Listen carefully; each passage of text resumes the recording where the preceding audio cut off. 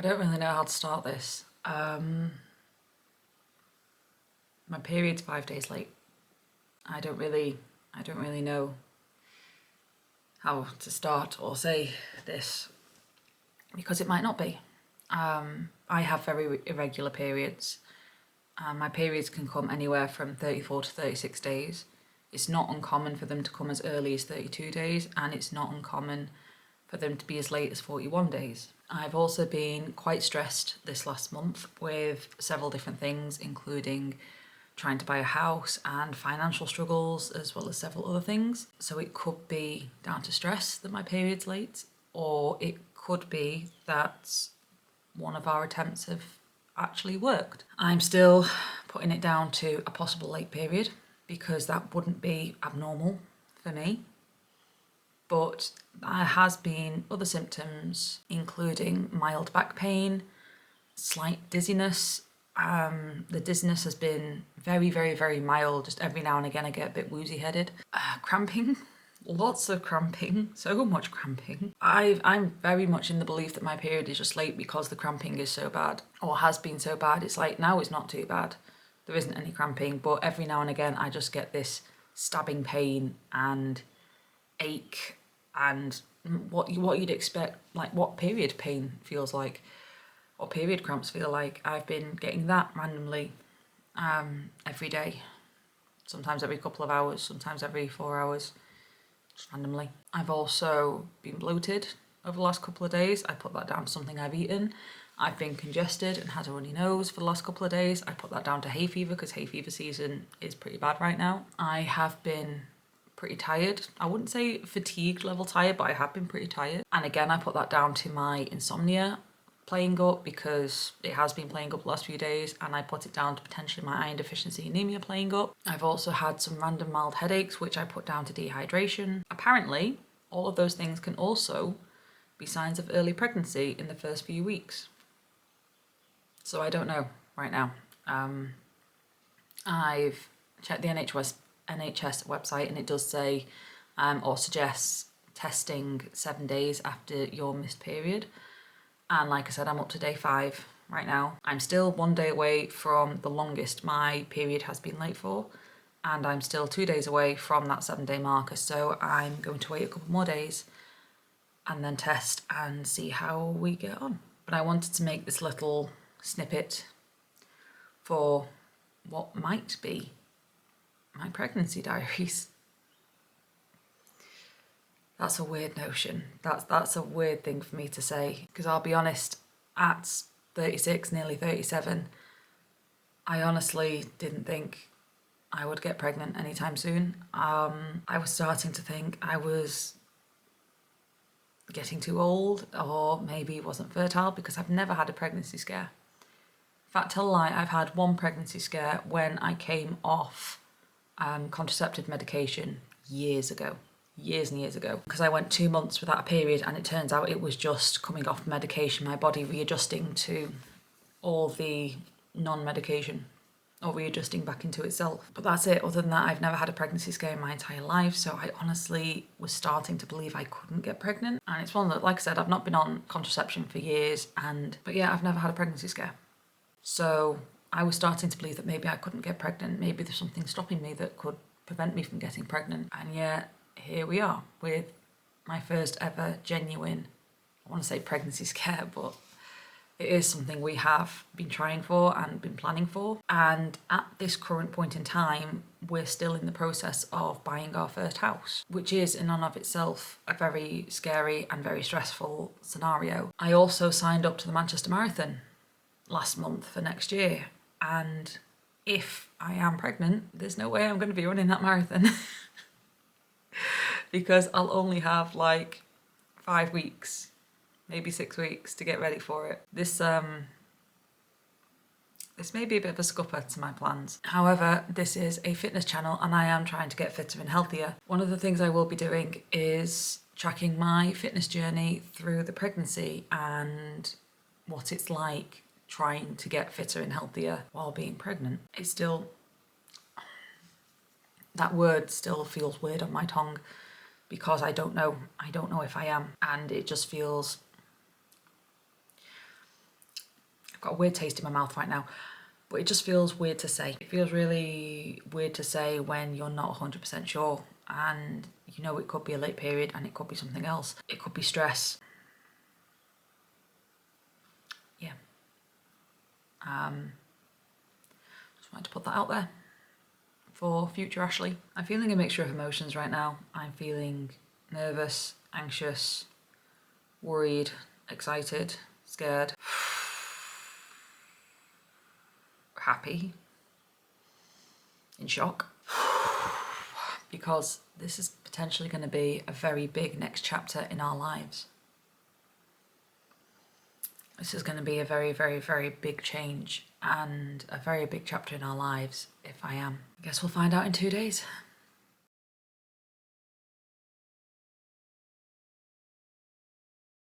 So it's the same day. I lost patience. I decided that my brain is playing too many games on me. I can't tell if the things that I am feeling are because of hay fever and dehydration and my medical issues, or whether or not it is symptoms of pregnancy.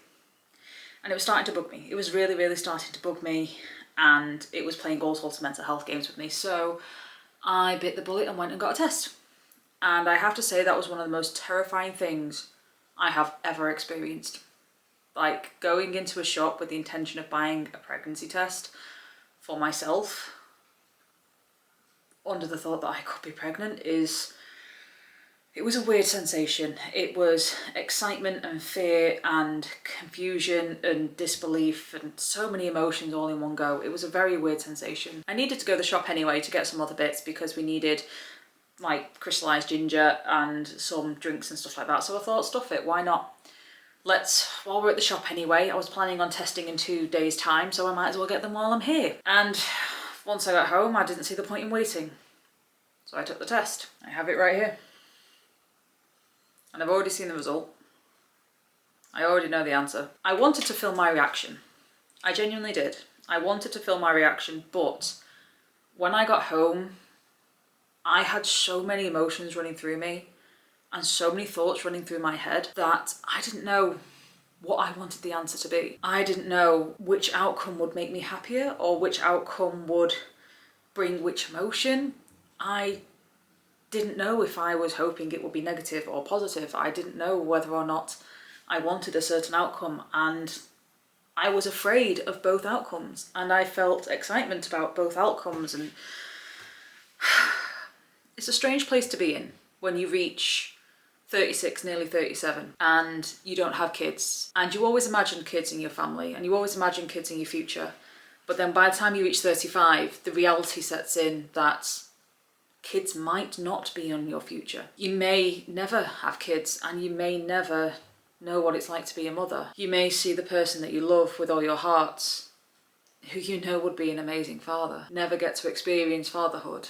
Or family members who only have one child. In Jason's side of the family, never getting to experience grandparenthood when they love children so much and they would give anything for a grandchild. But then you're also in that mind frame of, as I said, you're conscious that you might never be able to have kids. You might hit menopause before you have the opportunity to have kids. And the closer you get to that number, the closer you get to 40, the more reality sets in that you might never have kids. And you have to come to terms with the fact that you might just end up being the cool aunt and the cool uncle who get to spoil their niece and nephews crazily. And it's a difficult reality, but once you've accepted it, you mentally start planning for that possibility of never having kids. And you start planning what your future might be and how it would look, what kind of life you would lead, what you're going to do about yourselves and your job, and what you're going to do about holidays and all the opportunities and freedom that comes with not having children. But at the same time, the other half of you who wants children and still wants children has the same argument on the opposite side of the fence of, well, what would your life be like if you did have children? Let's say you did get pregnant and at some point down the line you did have kids. What's that going to look like? And you think about the cuddles and the hugs that you're going to get from your kids and the adventures you're going to go on and getting to see them grow up and become people and watching them face their fears and explore the world and get to see the world anew through their eyes.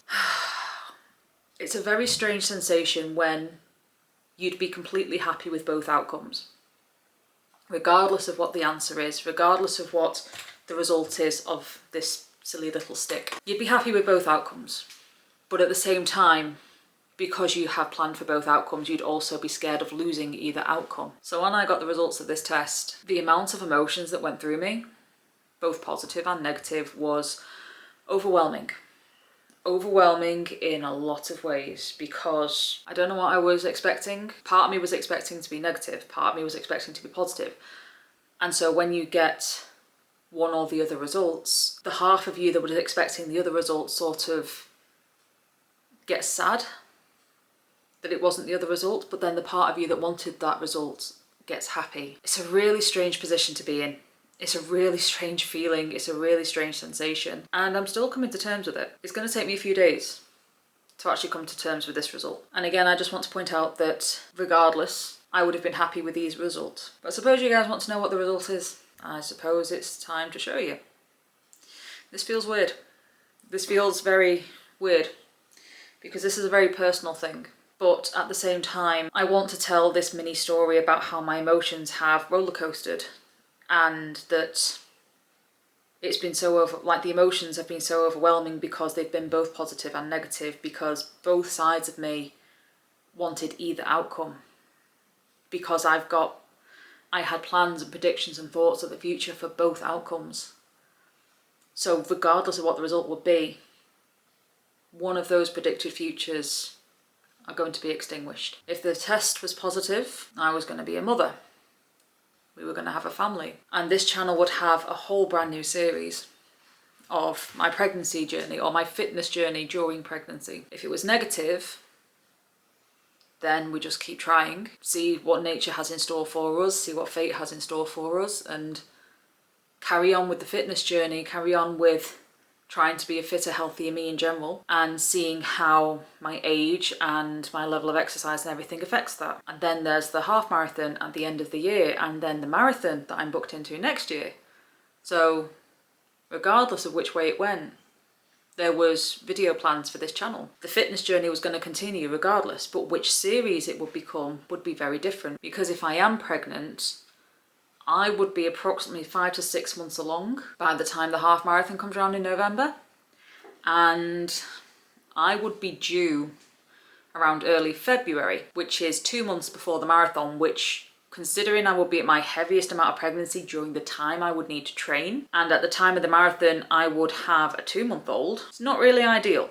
That would make me forfeit the marathon pretty quickly. But if it was negative, then it means I do get to train for my marathon. I get to continue on this running journey, I get to continue on this fitness journey, and I can really try and push myself to try and achieve that chin up or that pull up, or get back into my calisthenics, or aim to complete those big runs, and so many other things, so many other goals and desires I want to achieve before I turn 40, which is still 3 years away. It's still a long way away, but so many goals and thoughts, so many goals and things that I want to achieve before I'm 40 would still continue, and something I would be able to pursue without any worries. We'd be able to go on holiday, we'd be able to travel, we'd be able to have our own house and get my voiceover business going up and stuff, which is still all in the works. But which result is it going to be?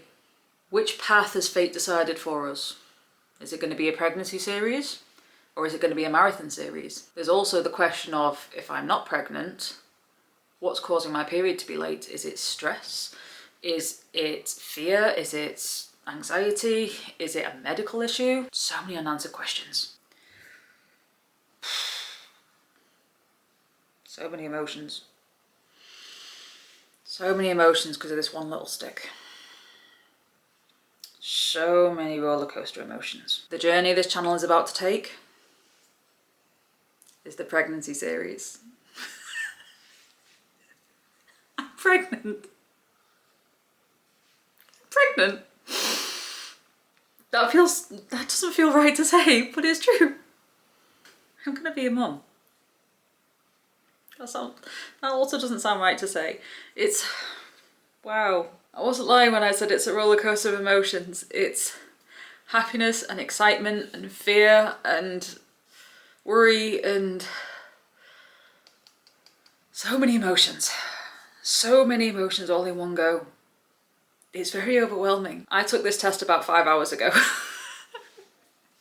And like I said, I did want to film my reaction, but I had so many emotions running through me. Picking up the camera and recording this myself was the last thing on my mind. And same for Jason, part of me wanted to record his reaction, but I knew he wouldn't have a big reaction because he's not well at the moment. And he also doesn't like being recorded most of the time. He's like, every now and again he doesn't mind, but for the most part he doesn't like being recorded, especially when he's not well. And again, I was in such a flurry of emotions that I'm still just waving this around because I'm still in disbelief. Because Jason's not well, I knew he wouldn't have a big reaction anyway. And my brain was in so many different places. I was feeling so many emotions. I was trying to work out how to tell him. Should I surprise him? Should I try and like do something with his computer or leave this as a present? Or I was trying to come up with so many different ways to tell him, and my brain was just like, I just need to tell him. I just need to tell him now. I don't know how to say it. I don't know how to approach it. I don't know whether or not to drop it into a conversation. I don't know whether or not to surprise him and see if it gets some sort of reaction. But I didn't know. I didn't know how to tell him. I decided to just go for it and tell him. And I walked into the living room where he was on the sofa, all curled up in his little, what I call his little illness cocoon. Because he's fighting off an infection at the moment. I genuinely can't remember. My brain went completely blank. I believe I said to him, like, I got impatient and decided to get the test while I was at the shop. And he's like, okay. And then I showed him the result. And his response was, like, again, he's very ill, so his response was sort of like, oh. Sort of response, like almost like it took a minute for the penny to drop, which was rather entertaining, I must say. It was rather funny. And then he got up and gave me the biggest hug, and I needed that hug because so many feelings rushed through me all at once. It was so weird. Nice weird, confused weird, but it was weird. But yeah, so we are actually about to start the pregnancy series and see what it's like to try and be fit and get fit while pregnant.